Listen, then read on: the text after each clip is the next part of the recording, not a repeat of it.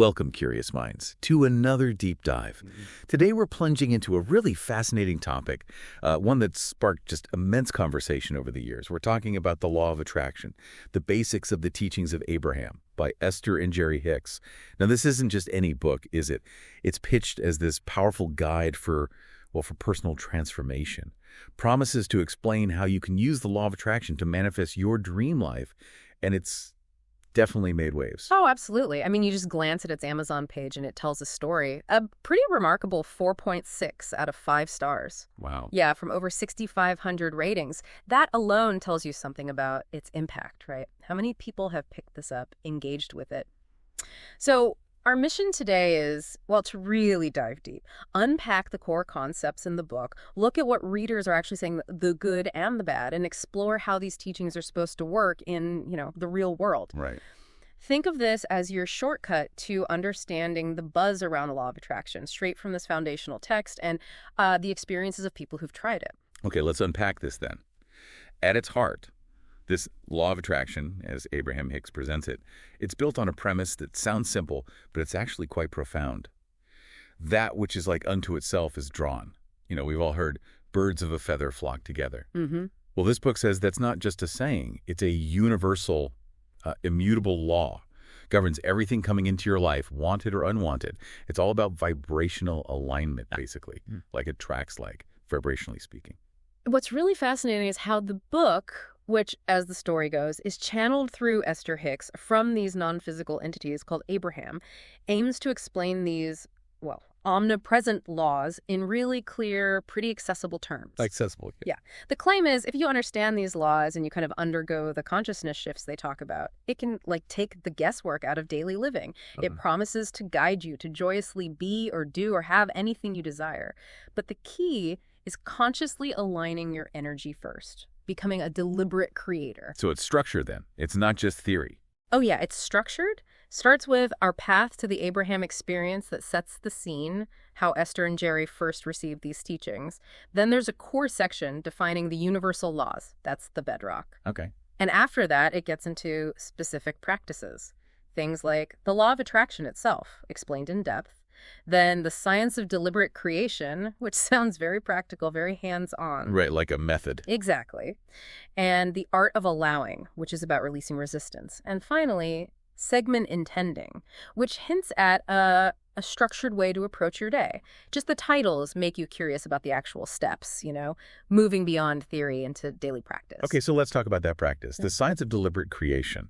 What does that actually involve? It's more than just thinking positively, right? Well, much more. That's where the deep dive really starts. The insight there is that asking for something. That's just step one. Okay. The book guides you on how to ask with clarity, but crucially, how to cultivate the feeling like you already have what you want. The feeling state. Precisely. Many self-help things stop short, maybe. But Abraham Hicks really drills down into the how. You embody the outcome emotionally, vibrationally before it shows up. It demands a conscious, sustained shift inside. That's powerful stuff. So what about the art of allowing?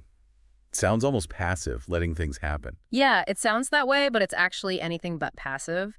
The real insight is that allowing is an active practice. Active? How so? It's about actively releasing internal resistance. The doubt, the fear, the need to control how it happens or when it happens. Gotcha. Abraham teaches that resistance is the main block. So allowing is about getting out of your own way, trusting the process, letting your desires flow to you once you've done the vibrational work, letting go of the struggle. Okay, that makes sense. And segment intending. You said that sounds like a daily thing. It is, pretty much. It's a very practical tool. The practice involves setting a clear, positive intention for each segment of your day before you enter it. Like before a meeting or even your commute. Exactly. Your commute, a meeting, a phone call, making dinner. Before each chunk of time, you consciously decide how you want it to feel, how you want it to go. You proactively align your energy instead of just reacting. So you're deliberately creating your day, piece by piece. That's the idea. Making your intentions conscious moment by moment, rather than letting the day just, happen to you. Okay, this is fascinating. Before we go deeper into the feelings and reviews, just a quick reminder, please don't forget to hit the subscribe button and like the video if you're finding this useful. This is the Deep Seek Diaries, and you can find us on YouTube, Instagram, Facebook, all the usual places. We've linked all the resources we're talking about today, including the book, in the description. Also, please check out our terms and conditions when you get a chance. Okay, now sit back and enjoy the rest of the deep dive. Right, so connecting this back to the bigger picture, the book really emphasizes shifting your perspective, moving from just hoping to actively managing your internal alignment. And for anyone looking for, really actionable advice, not just goal setting, the book has these powerful insights. Some are popular highlights on Kindle, actually. Oh, like what? Well, for example, instead of trying to monitor every single thought, which, let's face it, sounds exhausting. Totally overwhelming. Right. The teaching encourages you to simply pay attention to how you are feeling. Your feelings are the indicator. That's a huge shift, isn't it? Using emotions not just as reactions, but as a proactive tool. So how does that work practically? How are feelings a barometer? It's actually pretty intuitive when you think about it. Your emotions are like your internal GPS. Okay. When you feel joy, appreciation, enthusiasm, Abraham says you're vibrationally aligned with your desires, with well-being. Yeah. When you feel bad, frustration, anger, worry, you're vibrating in resistance. So you check in with your feelings. Exactly. Instead of policing thoughts, just ask, how do I feel right now? If it's not good, you gently try to shift your focus, your thoughts, towards something that feels even a tiny bit better. And that starts to raise your vibration. That sounds like a more manageable approach. There's another highlight you mentioned. Yeah, another popular one says, your state of being is the way you feel about yourself at any point in time. Ah, so it's about your baseline feeling, your self-perception too. Yes, your internal emotional home base, so to speak. It suggests that how you generally feel about yourself is crucial. It's all interconnected.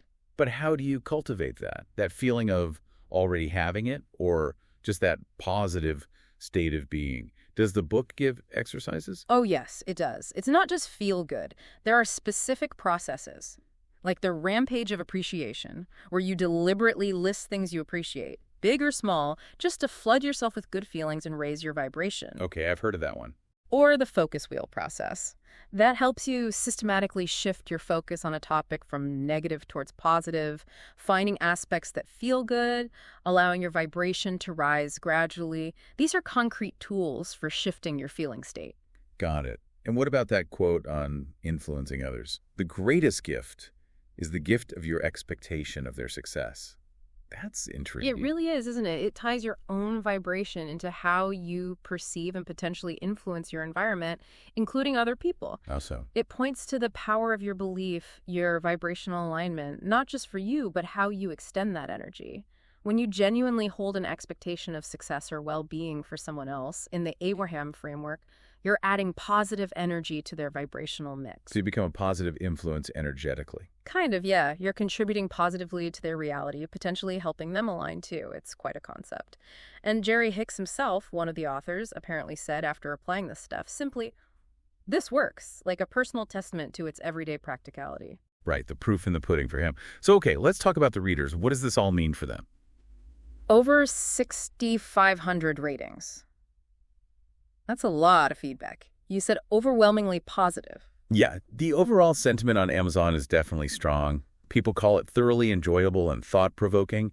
Many report it genuinely helped them shift their mindset. So it's not just a read. It's a tool for change for many. Seems that way. The information quality gets high praise. People say it makes sense. It's essential for understanding how the law of attraction works. They mention its readability, calling it a brilliant read with wise and inspiring words. Some reviewers even mentioned the speakers felt like very wise beings. And are people reporting actual results? Yes, that comes up a lot. People Okay. find it life-changing, say they received a lot of inspiration, believe you can change your life with this stuff. Many explicitly mention seeing results or everything go my way. Big claims. They are. And sometimes it's small things, like finding a parking spot, or one reviewer mentioned getting dry weather for an outdoor event they'd intended for. Others talk about applying the teachings daily and finding their life feels more holistically balanced. I hope you are enjoying the topic so far. Just another quick reminder to please subscribe to the Deep Seek Diaries and like this video. We're also on YouTube, Instagram, Facebook, and Twitter. All the links, including the book, are in the description below. Right, but it's crucial, I think, to also look at the other side. It's not all glowing praise, as you'd expect with something like this. Okay, what are the criticisms? Well, while it's mostly positive, you do find reviews, like one from someone named Roxanne, who flat out called it poppycock. Huh, okay. Strong word. Yeah. This reviewer felt the core ideas attraction, belief weren't new. They argued these basic teachings have been there throughout history anyway, and put forward much better by previous philosophers. So for them, it wasn't original, and maybe the presentation wasn't preferred. Interesting. Did they comment on the Abraham aspect? The channeling? Oh yeah, very much so. Roxanne expressed deep skepticism about the whole Abraham thing, suggesting it was maybe made up by Jerry. They mentioned finding Esther's funny fake put-on accent during channeling sessions off-putting. And they brought up that anecdote about Abraham first contacting Esther by making her air-write letters with her nose. They found that pretty hard to swallow, kind of preposterous. It challenges the whole source of the information. Right, the origin story. Did they suggest alternatives? Yes. Interestingly, this reviewer recommended watching The Secret by Rhonda Byrne instead, said it was basically the same thing, same lessons, without the funny fake put-on accent. Which just shows how presentation really matters to people, even with similar concepts. True. Any other criticisms, even from positive reviewers? Yeah, another reviewer, Jackie, gave it a high rating overall, but still had points of disagreement. Wished for more exploration of certain beliefs, and specifically disagreed with the book's view on not carrying wounds from past lives. Yeah. So even people who found value still engage critically. It shows it's not a doctrine everyone accepts wholesale. People bring their own frameworks, their own questions to it. That makes sense. So, with these diverse reactions from life-changing to poppycock, Yeah. how does someone navigate this? What's the key takeaway for a learner? Well, I think the main theme coming from the positive reviews, the thing that stands out is application. Putting it into practice. Exactly. People repeatedly mention applying them to my way of thinking, or how practicing each of the teachings led to personal results. That reviewer who said their life became much more holistically balanced, or the ones seeing everything go my way, they often link it to using the techniques. It suggests that for many, the value isn't just in the theory or even the source, but in the perceived results of trying the exercises, like segment intending or appreciation. The proof seems to be in the personal experience. So for you, the listener, this deep dive really shows that this book, The Law of Attraction by Abraham Hicks, presents this structured, but also very emotionally driven approach to manifesting desires. Those sections we talked about, the science of deliberate creation, the art of allowing, segment intending, they're laid out as pathways. Not just ideas, but ways to consciously work with your inner state, your vibration, to influence your reality. Right. It's framed as tuning into an art or a science, a process you actively engage in, rather than just passive wishing. Yeah. The core message, echoed by the book and its followers, seems clear. Understanding these laws is one thing, but the practical, consistent application is what's meant to really impact your day-to-day life, help you tap into your potential by directing your emotional energy. It really puts the power and the responsibility back on the individual's inner state, doesn't it? It certainly seems to frame it that way. It's a framework that invites active participation in creating your own life experience. Well, we've certainly taken a fascinating journey today through the law of attraction, the basics of the teachings of Abraham. We've looked at the core ideas, the claims from Abraham, and the really passionate reactions, both positive and skeptical, from readers. Yeah, it's amazing how one book can spark such intense discussion about universal laws, personal power, transformation, even the nature of reality itself. It definitely prompts you to look inward. Absolutely. And as you reflect on all this, maybe consider this thought. In a world just overloaded with information, with countless self-help philosophies, how do you figure out what genuinely resonates with your own inner knowing? What feels right for you, and what maybe needs a more critical look? What aspects of these teachings, or maybe others you've encountered, might you feel inspired to explore more deeply in your own life? Something to think about. We hope you have enjoyed today's episode of the Deep Seek Diaries. Please don't forget to check out the linked resources in the description section. And if you haven't already, please do hit the subscribe and like buttons as you head off. It really helps us out. Until the next episode, goodbye.